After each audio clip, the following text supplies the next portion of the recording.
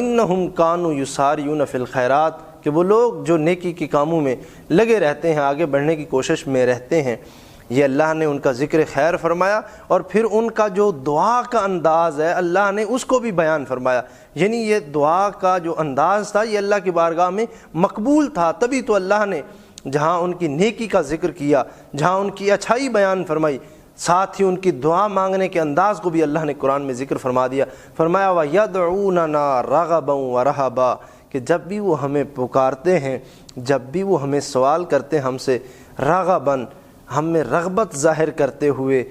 محبت اور توقع رکھتے ہوئے، امید لگاتے ہوئے، رغباً ورهبا امید بھی رکھتے ہیں اور ہمارا اپنے دل کے اندر خوف بھی رکھتے ہیں، یعنی خوف اور امید کی درمیانی کیفیت میں آ کر اللہ کی بارگاہ میں سوال کرتے ہیں۔ تو جب بھی بندہ مومن سوال کرے تو اس کا انداز ایسا ہونا چاہیے جس انداز کو اللہ نے اپنی بارگاہ میں پسند فرمایا ہے۔ اسی طرح اللہ تعالیٰ نے قرآن پاک کے اندر ایک اور مقام پر دعا مانگنے کو، پکارنے کے انداز کو اللہ نے حکماً ارشاد فرمایا، فرمایا ادعوا ربکم اپنے رب کو پکارو، یاد کرو، رب سے فریاد جب کرو تو کس انداز میں کرو؟ فرمایا ادعوا ربکم تضرعا وخفیہ اللہ کی بارگاہ میں اللہ کو گڑ گڑا کے یاد کرو، اس سے جب بھی فریاد کرو رو دھو کے کرو، گڑ گڑا کے اسے یاد کرو، تضرعا وخفیہ اور اس کی بارگاہ میں جب دعا مانگو تو چیخو چلاؤ نہیں، درمیانی پست آواز میں اللہ کی بارگاہ میں سوال کرو، تمہارا سوال سنا جائے گا، تمہاری اس آہ و بقا کو، تمہارے اس رونے دھونے کو دیکھا جائے گا، اس کی قیمت لگائی جائے گی اور پھر اس کو اللہ کی بارگاہ میں تمہیں سرخرو کر دیا جائے گا۔ تو جب بھی بندہ مومن سوال کرے اس کے دل کے اندر اللہ کا خوف، اس کے دل کے اندر اللہ کی طرف رغبت، پھر اس کے دل کے اندر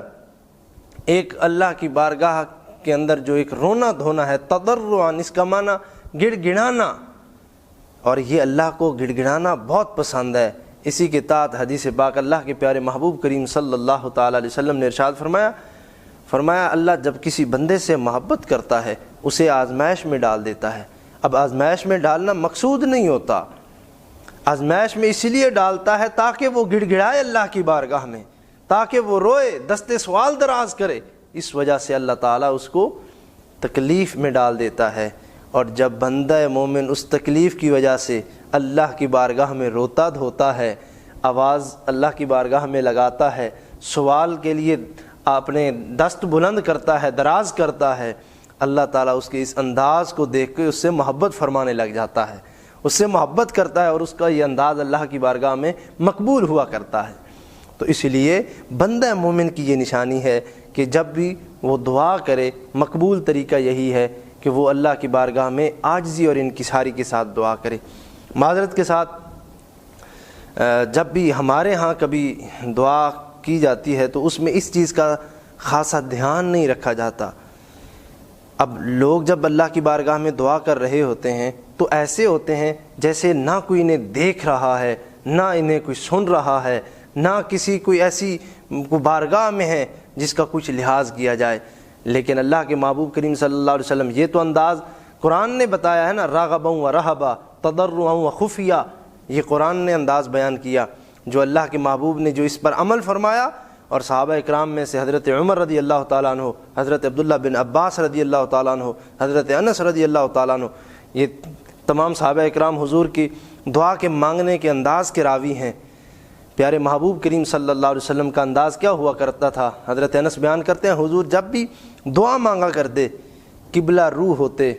قبلہ رو ہو کر اللہ کے پیارے محبوب کریم صلی اللہ علیہ وسلم اپنے ہاتھوں کو بلند فرماتے، اپنے ہاتھوں کو بلند فرماتے، اور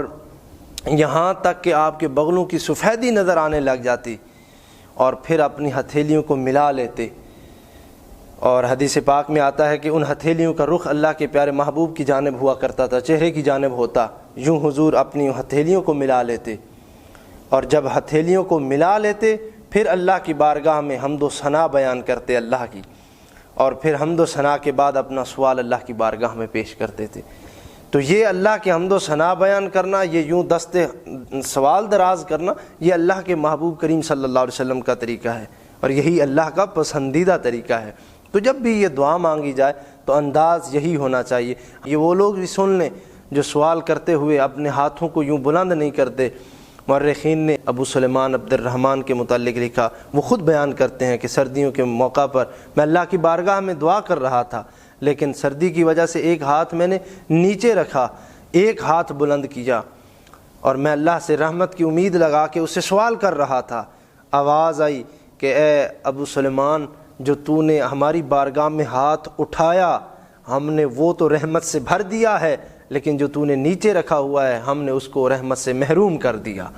تو اسی لیے بندہ مومن کا انداز وہی ہے جو اللہ کے رسول صلی اللہ علیہ وسلم ہاتھوں کو اٹھا کر یہاں تک کہ بغلوں کی سفیدی نظر آتی، یہ عاجزی کا انداز ہوا کرتا تھا۔ اس انداز میں اللہ کی بارگاہ میں دعا کی جائے۔